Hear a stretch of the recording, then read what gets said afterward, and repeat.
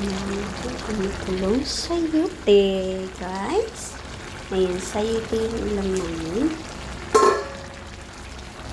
Tapos, nilagyan namin ng hikay.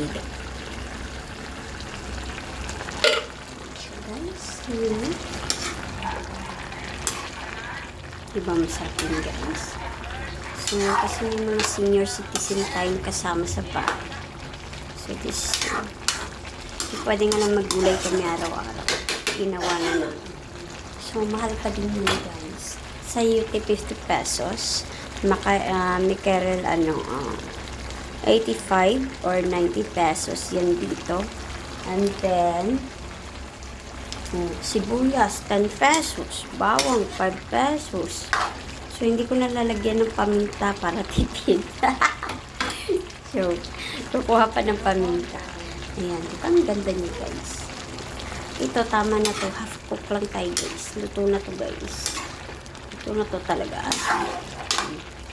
So, napakabilis niyang lutuin.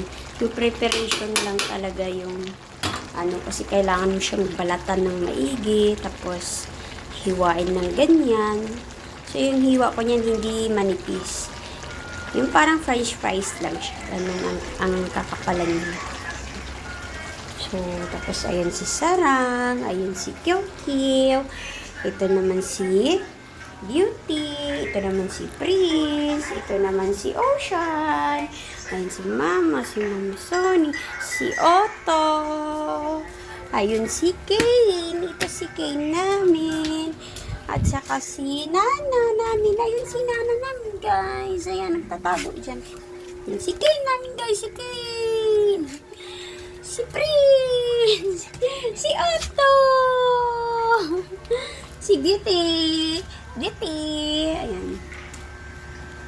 Oh, ang call center namin dito sa bahay.